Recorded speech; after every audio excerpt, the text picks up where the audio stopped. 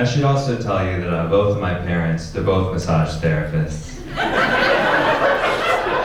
That's actually why I sound like this.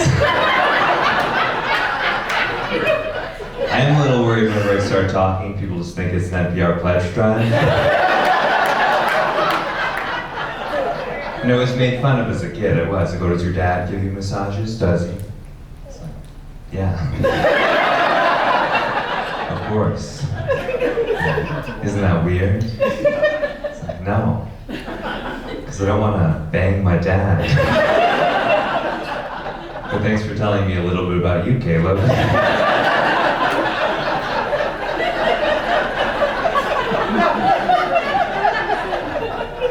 But I went to a spa for the first time a few years back, and the masseuse there, she asked me, have you ever had a massage before? I said, yeah, actually, both of my parents are massage therapists. She goes, no.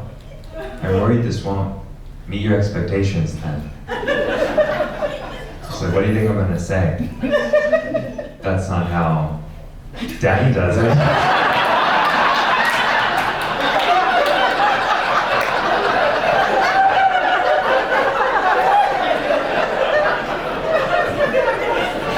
Your hands are soft like mommy's at all.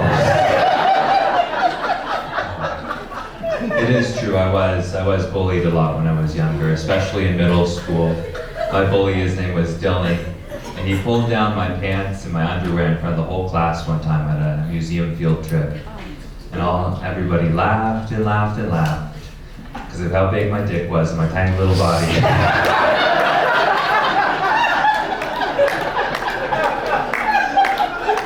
So unproportional, they are. The cruelty of children. Still think about it to this day at 40 years old. When I first got out of college, actually I had to move back in with my folks for a year. And that hit the ego a little bit as a man, it did. But if you're ever in that situation, all you need to do is find another friend who also lives with his mom and just trade houses. So if you're on a date and she's like, you don't live with your parents, do you? You're like, not with my parents.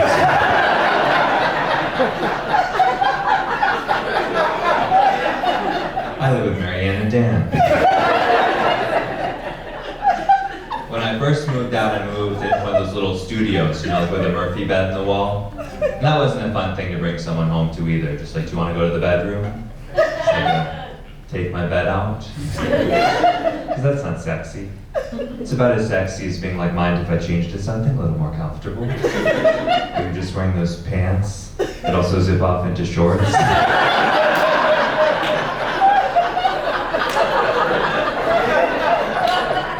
I drove by a Murphy bed showroom one time, you know, a store just for Murphy beds. And I didn't make it inside. But I'd like to believe that at first glance, it's just an empty room. Only walls. The lights go down, the beds come out, and all the women leave.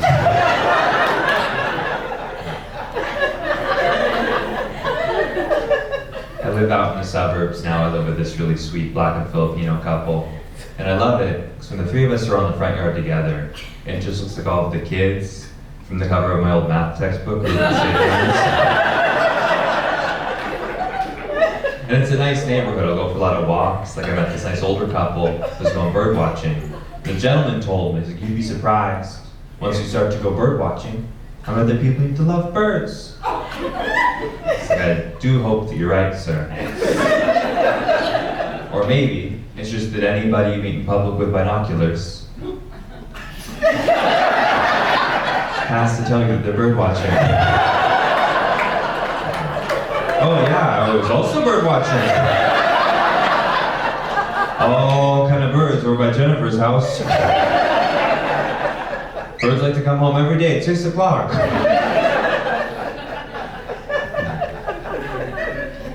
I drive a pretty bad car.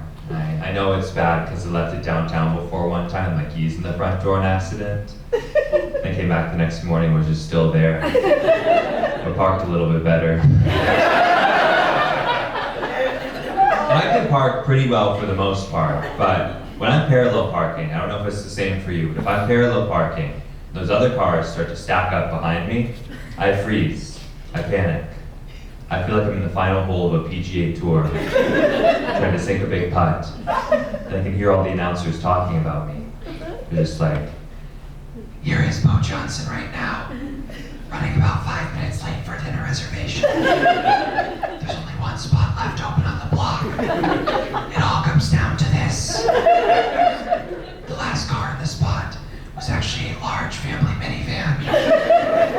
So this should present little to no challenge.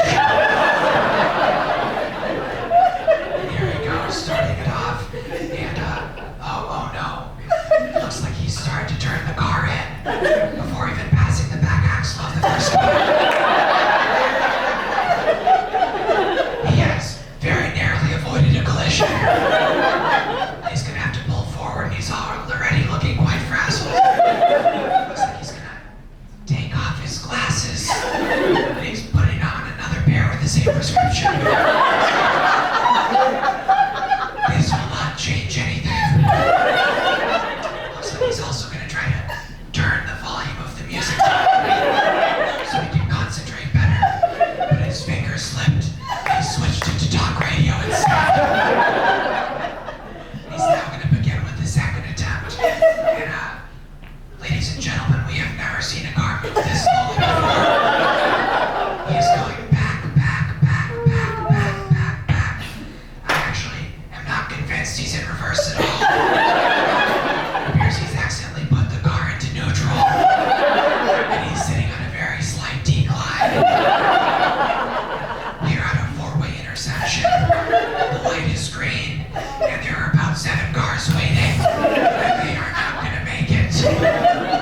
He's gonna have to pull forward for a third time. We've been given a new piece of information. Apparently, before that minivan, there was actually a stretch limousine in the spot.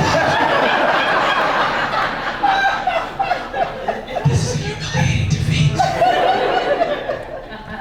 And a very interesting move. Looks like he's going to get out of the car and let his girlfriend park it for him.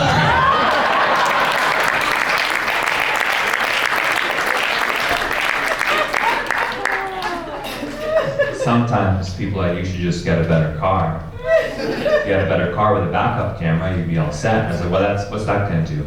Now there's just video footage of me hitting another car. I'll tell you a story about the worst place I ever lived. It was my college house. We had 8 roommates. And one of the couples, they had the bedroom above the living room. They would have really loud sex. And plaster would fly off the ceiling like their bed was just going to collapse through and crush us all on the couch below. And that would be fine, dying in a sex-related accident. But not as an incidental third party. That'd be like dying in a skydiving accident, but only because you got hit by a skydiver.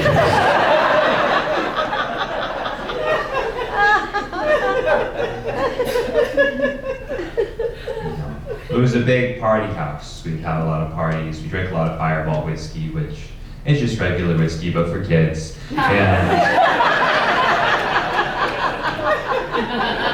we had one party where my buddy, he passed out on the couch with his shoes on. My other roommate came out with a Sharpie and was like, we should draw peanuts on his forehead.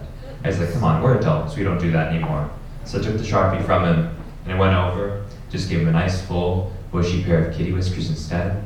So if you're walking down the street, you see a guy with a penis on his forehead, you know his friends did that, right? The man with whiskers. He might have done that himself. See, I'm Carl the cat. And college was an adjustment for me, it was. Because I grew up very straight-laced. I wasn't always the bad boy you see in front of you today.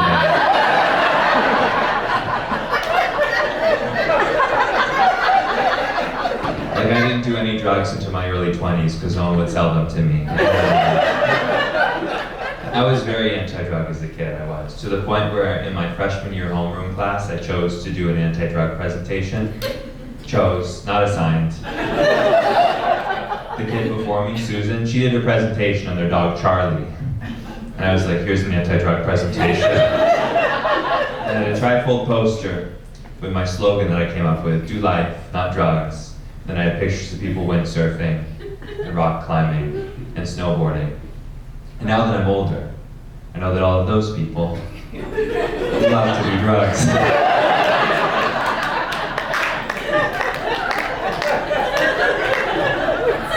One of my roommates in that house, he loved doing mushrooms. He would try to get us to all do them, but his arguments didn't feel very compelling. But I went to the Grand Canyon, and I did mushrooms. It's the most beautiful thing I've seen in my entire life.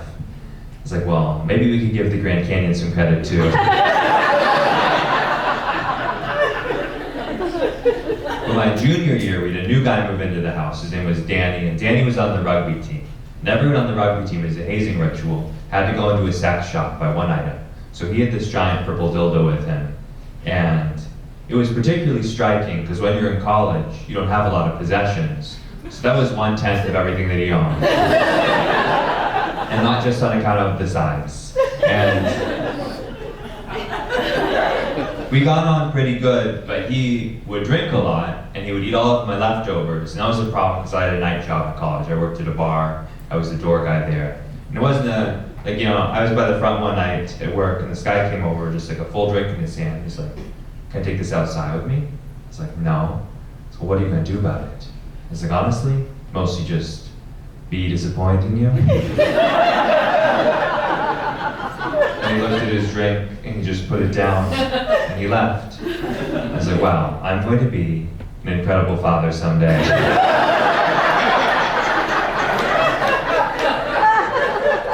I was the guy at the bar where I gave everyone the stamp on the hand when they came in, right? I love it when you go to a show and you get a stamp on your hand, by the way. That's my favorite part. Because then everyone knows you had fun the next day. But sometimes I'm too busy, so I have my own stamp at home. People see me at work on Monday like, ooh, notary, where's that?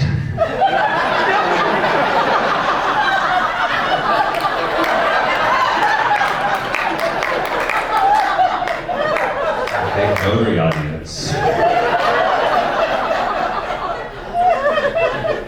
But I was coming home from work late one evening, and I get back to the house. I'm trying to get the key in the front door. We had these big bushes right by the front.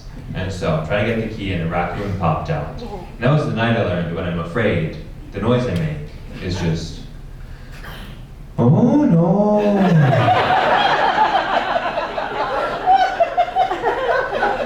Like a scared Kool-Aid man. So I got inside, opened up the fridge, my dinner's gone. I was like, that's it, enough's enough, I gotta get revenge, right?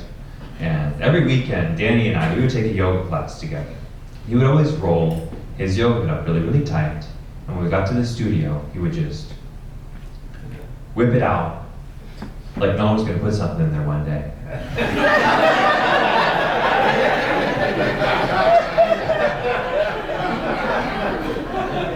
So one morning, he's making breakfast. I snuck into his room. He just picked up that dildo and rolled it nice and tight in there. I was like, Danny, you want to go do yoga? And he goes, you know it. And I'm going to be honest. Never been more excited to work out in my whole life. We get to the studio. We're late. Class is already in session. Everyone's greeting the morning sun. And we tiptoed in. And he braced himself. And just... It sounded like the drums in Phil Collins in the air tonight.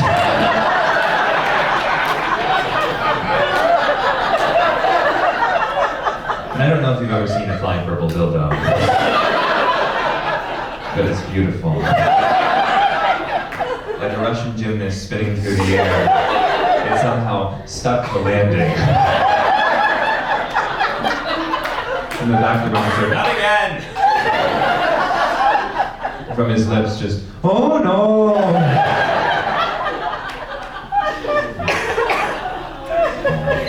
Thank you very much for your time, everybody.